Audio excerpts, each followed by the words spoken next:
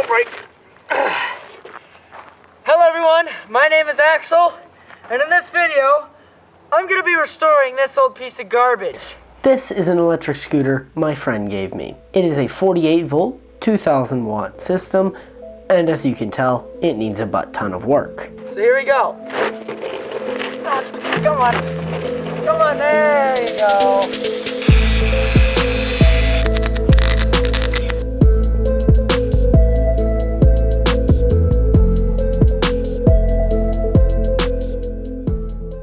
And as I said in the intro, I have no idea what this vehicle's specifications are. The only thing I know is that it runs on 48 volts and it can do about 30 miles an hour. That's it. So, before I show you all the modifications I did, I first of course need to show you a benchmark test, because what's the point in fixing something that already works? Okay, here's the deal. I'm at the beach. I've got the Crapbox right here, fully charged. And what we're going to do is we're going to do a test run with it completely unmodified. The only thing I've done to it since I got it was I somewhat fixed up the rear wheel, because the rear wheel was, let's face it, it was quite awful. It was shaking too much. So let's see how long it lasts.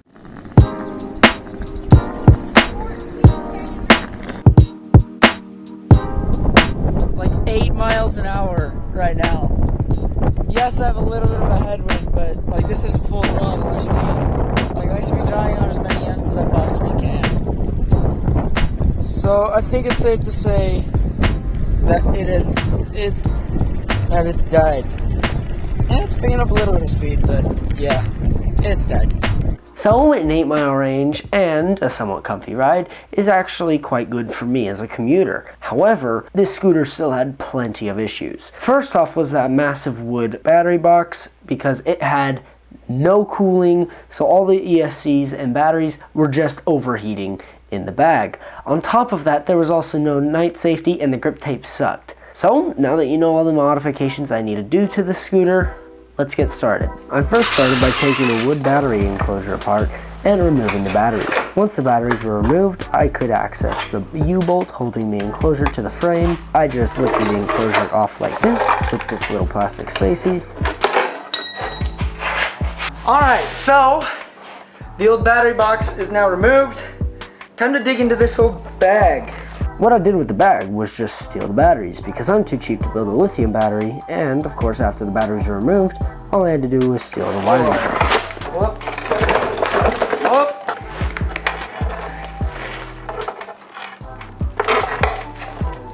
Okay, that's all the electronics taken out. The next thing I did was measure all the batteries to be able to then cut it out of a frame of steel I had lying around. Since all the steel I own to my name is either sun-rotted or completely rusted through, I of course had to polish this before welding.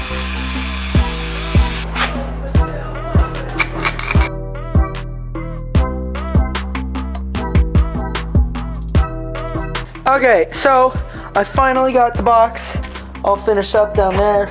Some of the welds actually look pretty good. There are a few I'm proud of, a few that I'm not. I gotta say, for the first time ever welding, and considering it's a garbage flux core welder, I'd say I did pretty good. So what I'm gonna do now, I'm gonna test fit all the batteries. So let's do that next. With all the batteries fitted nice and tight, I know how to mount the battery. And to do that, I had to remove the deck, cut it, put some new grip tape on it, and then reinstall it. And I gotta say, the finished result is pretty nice. Okay, so here's the deal. I've got the Crapbox almost finished. I got just the battery and ESC bungee corded to the body. As you know, I'm trying to make this look as garbagey as possible. So I haven't quite 3D printed the new, like the mount that's gonna go on top here. That'll hold the key, the charging port, and even the battery indicator. So let's do that.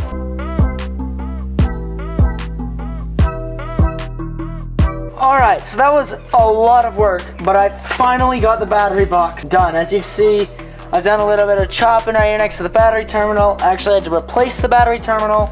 I finally got the battery indicator working and everything. But now what I'm gonna do is I'm gonna build some brackets to weld on right here. That'll then be able to hit the frame, and then I'll actually be able to secure this thing properly. So yeah, we'll do that, and then project's done. Sweet! To make this bracket, all I had to do was use some steel that I had lying around and use my hammer to bang it into place. After an absurd amount of hammer banging, oh my gosh, no, not hammer banging. After an absurd amount of banging my hammer, it's even worse. After an absurd amount of banging metal with my hammer, I then, of course, just put it on the frame and then welded it to the battery box.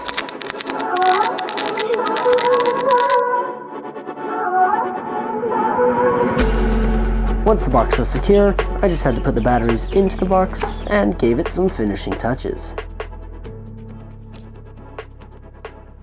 Yes, sir! And this thing was ready to ride. Ladies and gentlemen, I introduce to you the new and improved Crapbox, an accumulation of 3 months of hard work, a huge learning experience, and an ugly yet functional piece of garbage. Yeah! So it actually cruises quite well. Right now, I'm cruising at about 50% throttle, and I just went on the dirt, and honestly, this thing rides so well. I might daily this thing, holy. Really, the only thing I need to fix now is the brake.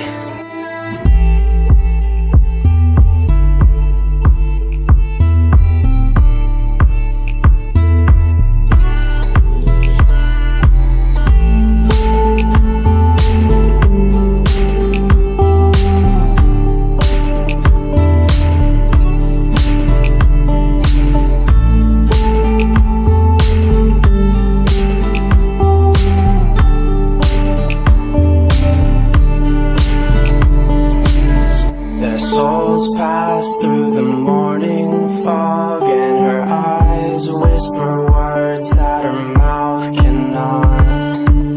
Keen for the purpose of finding one thing, that feeling you get when you suddenly know everything. Bring me to life. Right, so here's the deal. I know it's a little windy, but I've got Crapbox out here, we're testing it out.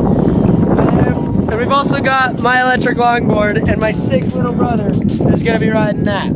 So, what we're gonna do is we're gonna do a drag race and see who wins. This is gonna be interesting. Your mark. 3, 2, 1, go.